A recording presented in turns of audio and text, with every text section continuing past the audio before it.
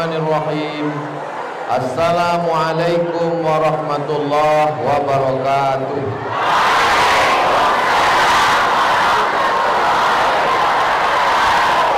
Alhamdulillah, wassalatu wassalamu ala rasulillah wa ala alihi wa sahbihi wa man tabi'ahu wa mawala. Allahumma arhamna bil Qur'an waj'alhu lana imaman wa nuran wa hudan wa rahmah. Allahumma zakkirna mimma nasina wa 'allimna mimma jahilna warzuqna tilawatahu ana al-laili wa atrafan nahar waj'alhu lana hujjatan ya rabbal alamin. Begitu cara menghabiskan suaranya. Jadi kalau suaranya udah habis, dia diam. Ada seorang anak yang mau dioperasi. Sebelum dioperasi, disuntik bius dulu. Ketika dia mau disuntik bius, dia bilang sama dokternya, "Pak dokter, kau suntik aku setelah aku membaca Al-Quran." Lalu dokternya pun ikut, disiapkannya jarum suntik. Sebelum ditusuknya ke kulit itu, anak itu pun baca, A'udzu billahi minasy syaithanir rajim. Bismillahirrahmanirrahim. Alhamdulillahi rabbil alamin. Ar-Rahmanir-Rahim. Maliki yaumiddin. Setelah habis Al-Fatihah dilanjutkannya Al-Baqarah. Bismillahirrahmanirrahim. Alif Lam Mim. Dzalikal kitabu la raiba fihi hudan lil muttaqin. Terus dia baca Al-Quran itu sampai dia sadar. Cerita ini dikisahkan oleh Syekh Hasan dari Mesir. Apa pelajaran dari sini? Bahwa bius pada jarum suntik hanya bisa menghilangkan kesadaran mata. Setelah bius masuk, mata terpejam, telinga tak mendengar, kaki tak bergerak, tangan tak bisa melambai, mulut tetap mengucapkan apa yang ada di hati dan pikiran. Ternyata ada satu yang tak bisa dihilangkan oleh bius, yaitu hafalan Al-Quran. Itu menunjukkan bahwa ketika orang koma, ketika dia berada di ruang ICU, ketika dia sedang disuntik, maka yang lainnya off, yang lainnya tak bisa berfungsi, tapi Al-Qurannya tak bisa dihilangkan.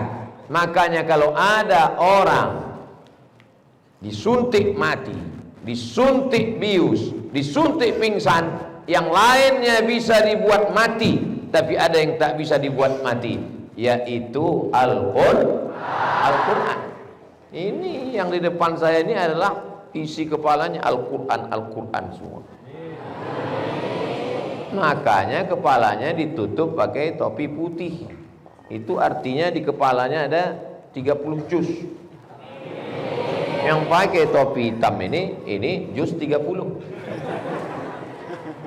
Mudah-mudahan anak-anakku semua menjadi para penghafal Quran. Seandainya terbakar semua Quran yang ada di perpustakaan, hilang semua Quran yang ada di toko buku, apakah Al-Quran hilang? Tidak. Seandainya penghafal Al-Quran itu disuntik, pingsan, Apakah Al-Quran hilang? Tidak, karena ada satu yang dijanjikan Allah, inna nahnu nazzalna az-zikra wa inna lahu lahafizun. 5 janji Allah, 5 kali taukid. Inna nahnu nazzalna az-zikra wa inna lahu lahafizun. 5 janji Allah Subhanahu wa taala, dan Allah telah sudah berjanji innaka la tukhliful. Itu yang pertama. Yang kedua, tolong diingat-ingat, ini nanti akan masuk UAS, ujian akhir semester. Yang kedua, ada seorang naik sepeda motor, lupa pakai helm, karena disangkanya rumahnya dekat saja ke warung. Malang tak dapat ditolak, untung tak dapat diraih, ditabrak. Kita naik sepeda motor ini 2 kemungkinan, kalau tidak menabrak orang, ditabrak orang. Akhirnya ditabrak, jatuh, kepalanya terbentur ke dinding, ke lantai, ke aspal. Hilang memorinya, lupa nama, lupa rumah, lupa kampung. Hilang semua yang ada di kepalanya. Fisika, biologi, kimia, matematika, bahasa Inggris, hilang semuanya. Tapi ada satu yang tak hilang, Al-Quran. Ketika ditanya, siapa namamu? Entah. Rumah kau di mana? Tak tahu. Tapi begitu dites, Bismillahirrahmanirrahim, ya ayyuhalladzina amanu kutiba alaikumul qisasu fil qatla. Langsung disambungnya. Fahamlah orang bahwa memori kepalanya hilang semua file-file. Tapi ada satu yang dijaga Allah Subhanahu wa taala, Al-Quran. Ada masanya pembuluh darah di kepala kita ini pecah karena kolesterol, lemak, daging kambing, jarang olahraga, malas makan buah, merokok, narkoba, nikotin. Akhirnya saluran darah itu macet. Coba hidupkan keran air, lalu kemudian gulung pipanya. Pipa tak bisa digulung, selangnya gulung. Buka keran air, selangnya digulung. Hidupkan mesinnya kuat-kuat. Apa yang terjadi? Tekanan air demikian kuat dahsyat, sedangkan pipanya tak lagi sanggup menahan, kemudian selangnya tak lagi kuat, maka terjadilah pecah. Pecah pembuluh darah, hilang ingatan, error.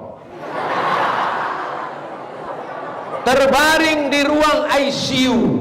Ketika terbaring di ruang ICU, tahu adik-adik arti ICU? ICU, you don't see me. Aku bisa menengok kau, kau tak bisa menengok aku. Ketika itu hanya terbaring kaku, anak lupa, istri tak ingat, kawan tak ada satupun yang ada dalam kepala. Maka yang menjadi ingatan dia hanyalah Al-Qur'annya. Saya bukan mengatakan kita siap-siap kena musibah, tidak. Iyamsaskallahu bidurrin fala kashifalahu illahu wa iyuridka bi khairin fala radda li fadlih. Insyaallah adik-adik sudah siap semua. Andai kalian menjalani masa tua, andai hilang ingatan, andai nauzubillah qadarallah, insyaallah kepalanya sudah diisi dengan Al-Qur'an. Poin ketiga. Sampai berapa nih Pak Ustadz? Ya terserah saya lah. Poin yang ketiga, ada seorang jamaah di Jakarta, dipanggillah keluarganya oleh dokter spesialis. Sini sebentar Bapak Ibu, ada apa? Pasien ini bawa pulang ke rumah, kasih makan enak, kasih minum enak. Kalau nanti ada keluarga kita masuk rumah sakit, lalu keluarganya dipanggil oleh dokter, ini bawa pulang ke rumah, makan enak, tidur enak, itu artinya malaikat maut sudah dekat. Tak ada harapan, tak ada obat. Bawa saja pasien ini pulang. Ketika pasien ini sudah mau dibawa pulang dalam keadaan koma, belum titik lagi, masih koma. Ketika mau dibawa pulang ke rumah, tiba-tiba dia terbangun dan duduk di atas tempat tidurnya. Heran semua dokter. Akhirnya dokter bertanya, "Bapak, iya, saat koma itu apa yang kau tengok? Apa yang kau lihat? Apa yang datang dalam koma kau itu?" Apa jawab dia? "Waktu aku sedang koma, tiba-tiba datang Ustadz Somad." Terus apa kata Ustadz Somad? Dia bertanya kepadaku, "Kapan kita buat tablik akbar?" Akhirnya dia sadar, dia sehat, dia pulang ke rumah, dan dia buatlah tablik akbar halal bihalal di tepi Danau Maninjau di bumi Minangkabau, Sumatera Barat. Saya pun datang. Sampai di lokasi diceritakan kepada saya bahwa ketua panitia ini sudah koma di rumah sakit, divonis dokter sudah tak akan mungkin hidup lagi. Ternyata Ustadz datang dalam mimpinya. Saya tanya, laki-laki apa perempuan? Laki-laki Pak Ustadz. Bapak-bapak sudah tua. Saya pun datang. Saya tanya si bapak, "Betul bapak melihat saya waktu koma itu?" "Betul Pak Ustadz." "Kenapa bapak bisa jumpa saya?" "Aku pun tak tahu." Saya orangnya suka penasaran. Saya tanya, "Bapak selalu mendengar ceramah saya?" "Selalu Pak Ustadz, sampai habis paketku." Kalau pagi aku di rumah, ku dengar ceramah Ustadz. Kalau aku berangkat ke kantor, di mobil, ku dengar MP3 Ustadz. Sampai aku di kantor tempat kerja, selesai kerja, ku tonton YouTube Ustadz. Baru saya paham apa yang sering kita lihat, apa yang sering kita dengar, apa yang sering kita tonton, apa yang sering kita pikirkan, apa yang sering dalam hati kita, itulah yang akan datang kepada kita waktu koma, bukan komat.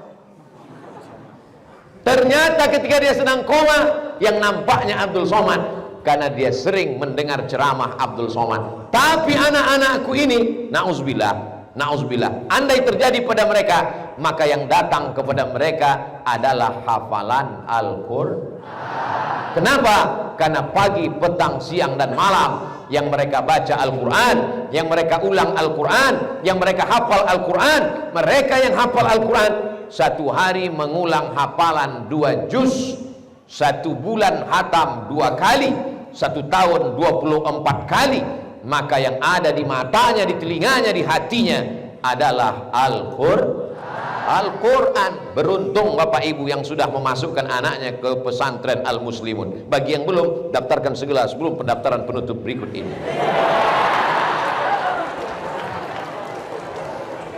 Berikutnya yang masuklah guru biologi ke kelas. Apa kata guru biologi? Manusia itu diciptakan dari beribu sperma, berubah menjadi darah yang menggantung di rahim. Setelah dari darah menggumpal menjadi daging, lalu kemudian daging itu berubah menjadi tulang, lalu kemudian tulang-tulang itu pun berubah menjadi manusia yang sempurna.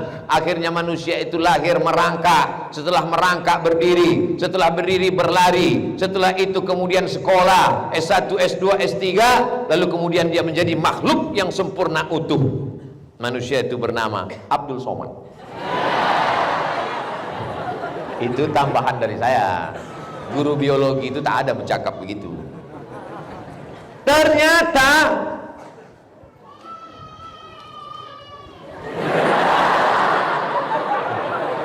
itulah dia makhluk yang sempurna tadi.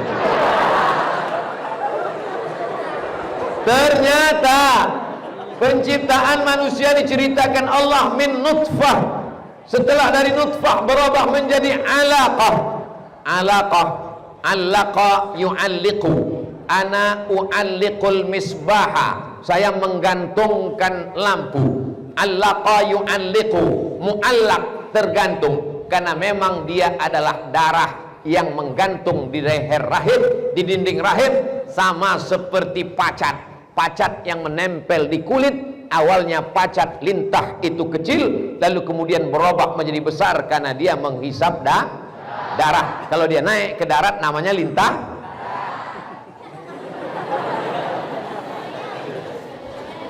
Lalu kemudian dari setetes berubah menjadi segumpal darah. darah tadi kemudian membeku menjadi mudghah, setelah mudghah berubah menjadi izam, fakasaunal izama lahma, lalu kami robah tulang itu dibalut menjadi daging membalut tulang. Summa ansha'nahu khalqan akhar, kami ciptakan manusia dalam bentuk yang lain, bukan darah, bukan daging, bukan tulang, bukan bulu, bukan kuku, bukan sumsum, tapi menjadi makhluk yang sempurna.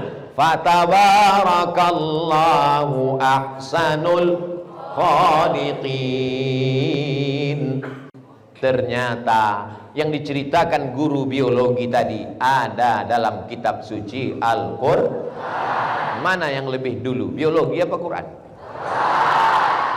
Datanglah SPOG. SPOG itu Special Obgyn.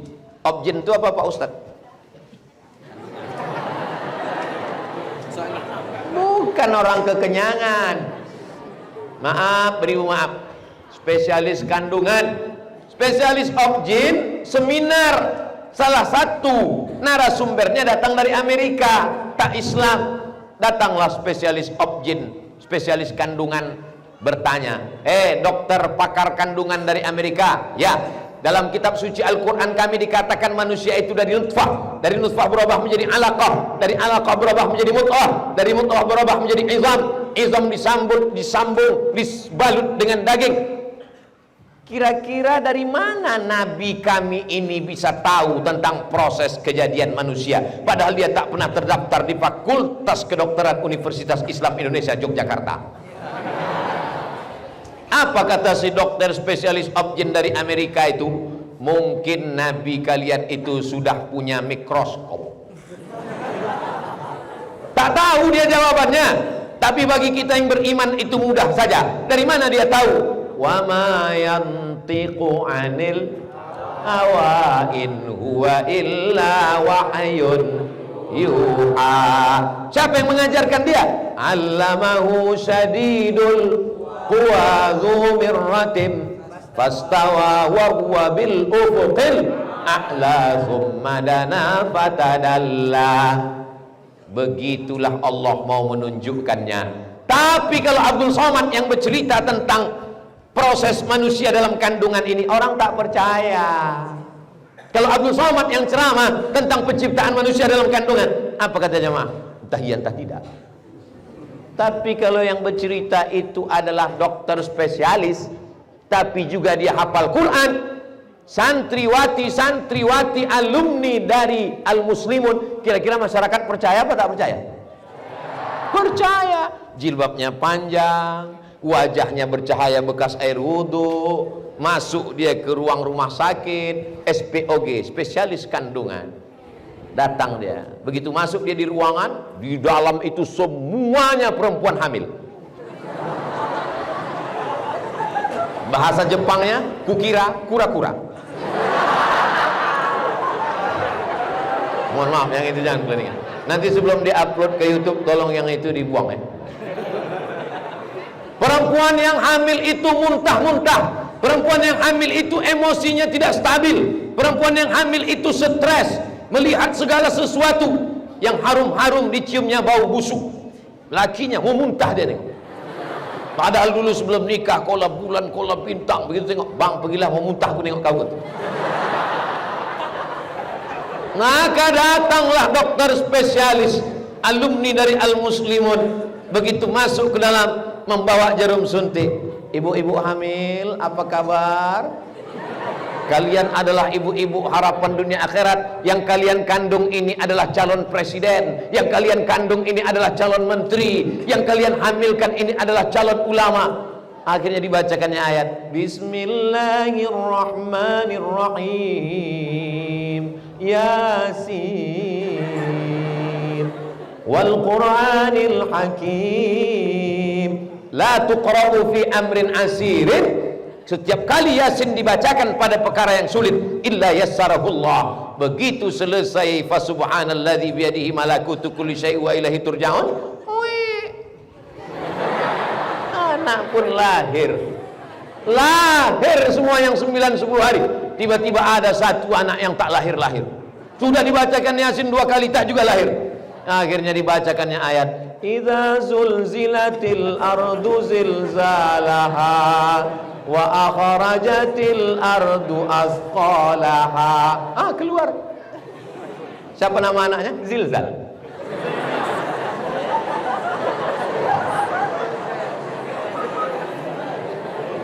Jadi jangan katakan santriwati-santriwati ini setelah tamat kelas 6 kau kemana setelah tamat kelas 6? Nikah.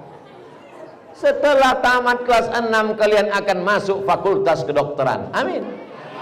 Setelah tamat kelas 6 kalian akan masuk fakultas ekonomi. Amin. Kalian adalah harapan masa depan. Ini perempuan-perempuan ini yang akan melahirkan pemimpin-pemimpin masa depan, insya Allah. Yang laki-laki ini mana bisa melahirkan? Kita lanjutkan poin yang kelima, bahwa ternyata diteliti otak orang yang hafal Quran itu pagi-pagi sudah ada pemanasan. Ibarat kaki itu tidak bisa langsung main bola. Kalau main bola nanti kram, maka dia mesti lari-lari dulu pemanasan, baru dia bisa main bola. Nah, otak ini banyak yang terkejut. Bangun tidur, makan, sarapan, langsung masuk kelas. Otaknya terkejut. Beda sama otak orang penghafal Quran. Pagi-pagi dia sholat subuh, dia sudah baca. Habis sholat subuh, dia baca 1 juz. Tadi malam sebelum subuh, tahajud, dia sudah baca 1 juz. Karena dia mesti mengulangi hafalannya. Maka otak orang penghafal Quran segar bugar. Dosen-dosen dari Fakultas Kedokteran Universitas Islam Indonesia, dosen-dosen memberitahu ke saya, Ustadz Abdul Somad, anak-anak yang hafal Quran itu daya tangkapnya lebih cepat, daya ingatannya lebih kuat, karena otaknya sering dipakai. Ada musabakoh otak internasional, pameran otak internasional, diceklah semua, ditengok otak dari Jepang, sudah tertulis itu, sudah dipakai 90%. Gara-gara berpikir orang Jepang, itulah keluar Honda, Yamaha, Kawasaki, Suzuki. Otak dari Jerman dicek pun sudah terpakai 75%. Itulah keluar Mercedes-Benz, BMW, otak sudah terpakai. Datanglah otak dari negeri antah berantah, dijual otak masih utuh 100%, dijamin belum pernah dipakai.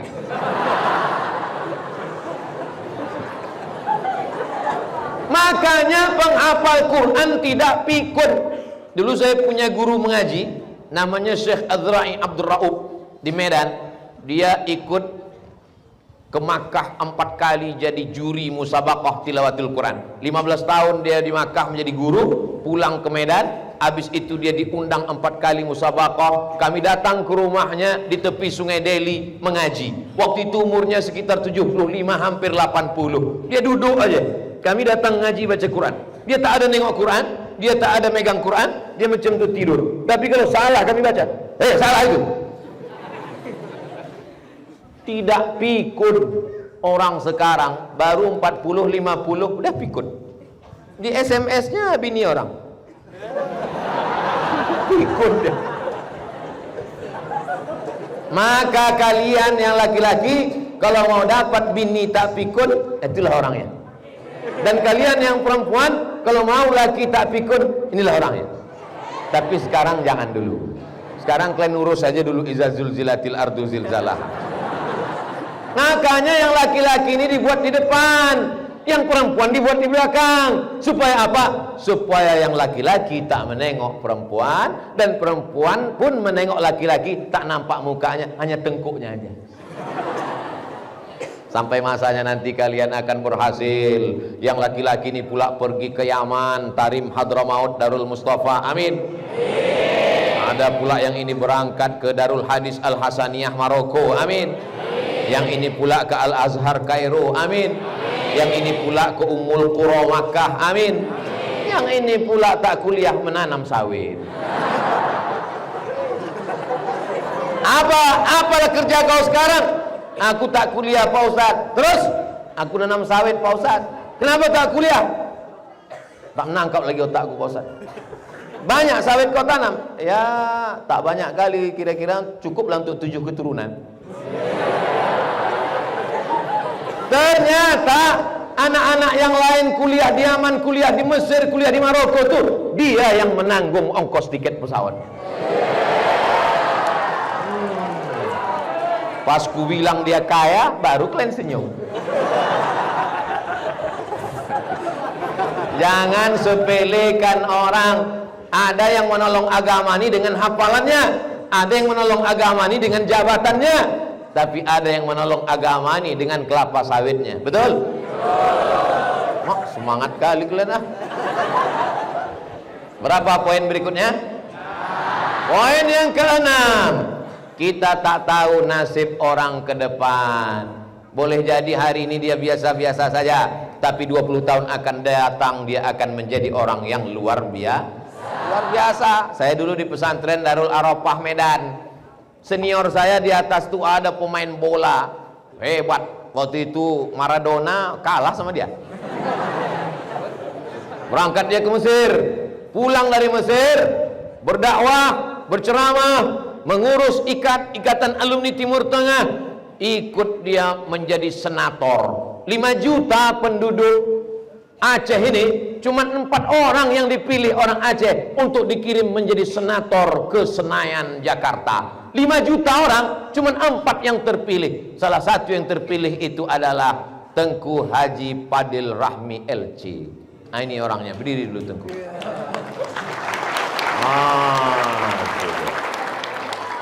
Dah, duduk Tengku. Nanti. Masya Allah. Masya Allah. Ini senior saya, kakak kelas saya. Dulu luar biasa, bintang kami. Dan sekarang beliau menjadi anggota DPD. Cuman 4, limited edition. Ada yang mau jadi anggota DPD? Tunggu dia 2 periode. Mudah-mudahan nanti ada kalian yang mewakili Aceh menjadi anggota DPD di Senayan. Enaknya jadi anggota DPD itu, punya rumah dinas, mobil dinas, uang tunjangan, uang sipak, uang tunjang, uang sundul. Bersinnya aja digaji. Asyik digaji. Bayangkanlah itu. Jadi yang penting kalian kuliah, yang penting kalian belajar. Jangan pikirkan nanti jadi apa. Kalau sudah kalian berusaha, Allah akan memberikan jalan insya Allah. Amin. Lalu kemudian saya pun berangkatlah ke Mesir, naik pesawat bersama salah satu orang dari Banda Aceh. Saya selesai LC pulang, dia pun pulang. Rupanya dia hebat bahasa Inggrisnya. Dapat S2 di Jerman, S3 di Australia. Orangnya ada di sini. Namanya Tengku Haji Dr. Reza LCMA. Muhammad Riza. Diri.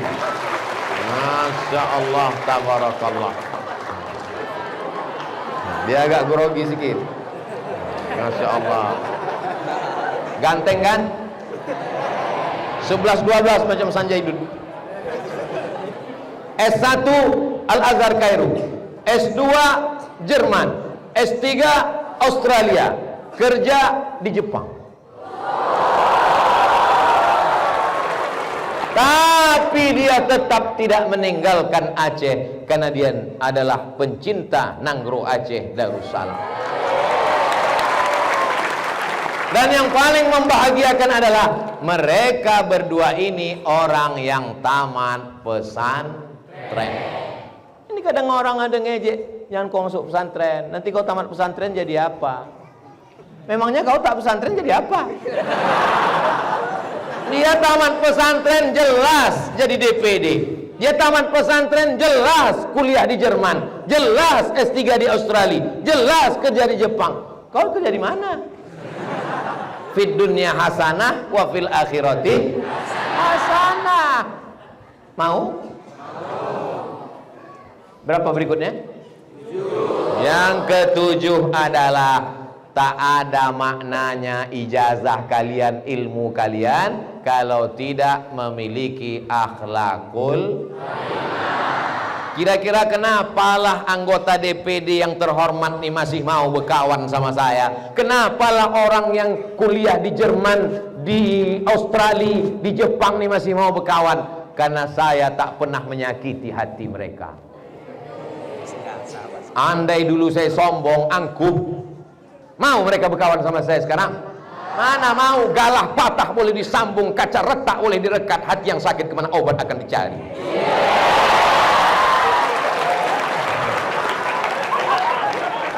Jadi kalian kalau sekarang berkawan-kawan, jangan kalian ejek. Mentang-mentang kau anak orang kaya, mentang-mentang rumah kau besar, mentang-mentang mobil bapak kau mewah. Ingat, itu semua punya bapak kau. Nanti kalau bapak kau mati, ada kawanmu yang nampaknya kecil, dekil, ingusan, jarang mandi, gatal-gatal. Jangan kau ejek, karena ada masanya Allah akan mengangkat derajat dia. Ada masanya Allah akan memuliakan dia. Betul? Itu cara menyenangkan hati orang yang ingusan.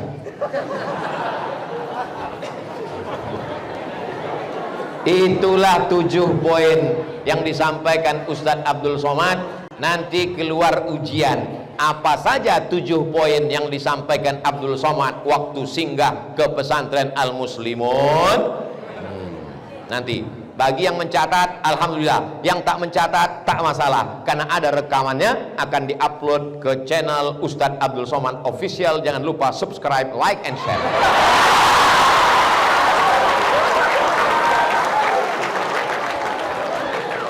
Sallallahu ala Muhammad, sallallahu alaihi wasallam, sallallahu ala Muhammad, sallallahu alaihi wasallam. Ya Nabi salam, ya Rasul salam alaika, ya Habibi salam alaika, salawatullah alaika. Kalian di pesantren Al-Muslimun ini karena emak ayah kalian sayang atau karena benci? Kenapa muka kalian macam sedih kali? Karena sayang mereka lah maka diletakkannya kalian di Muslimun ini.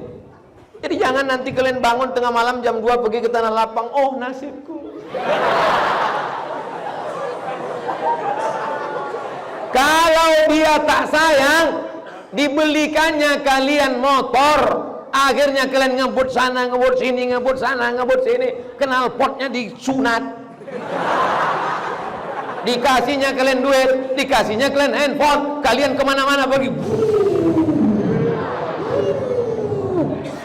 Imam masjid sedang sholat, ghairil maghdubi alaihim waladdallin.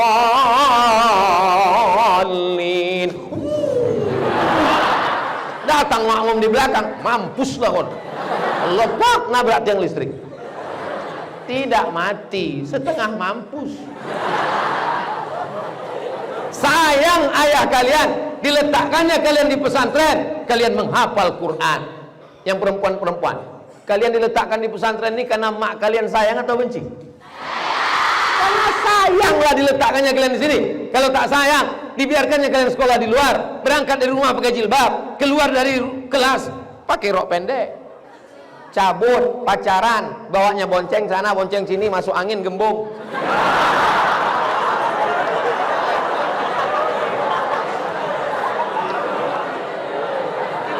Perempuan pacaran sama laki-laki, yang rugi laki-laki apa perempuan? Yang muntah-muntah laki-laki apa perempuan? Yang mengandung malu ditengok orang laki-laki apa perempuan? Yang melahirkan anak meregang nyawa laki-laki apa perempuan? Masih mau juga kalian pacaran? Tahan kalian jomblo. Allahu Akbar.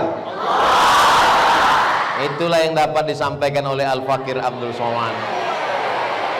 Mudah-mudahan kita selalu dalam ridha Allah.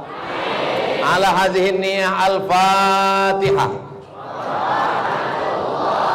A'udzu billahi minasy syaithanir rajim. Bismillahirrahmanirrahim. Alhamdulillahi rabbil alamin. Ar-Rahmanir Rahim. Maliki yaumiddin. Iyyaka na'budu wa iyyaka nasta'in. Ihdinas siratal mustaqim. Siratal ladzina an'amta 'alaihim ghairil maghdubi 'alaihim waladdallin. Amin.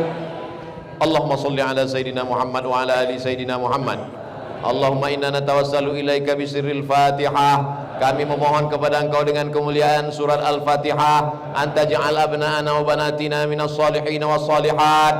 Jadikan santriwan santriwati kami ini menjadi anak-anak yang soleh dan solihah, min huffazil Quran wal hafizat, menjadi para penghafal Al-Quran, minal mujahidina fi sabilika bi amwalihim wa anfusihim, akan menolong agamamu dengan harta dan nyawa mereka ya Allah.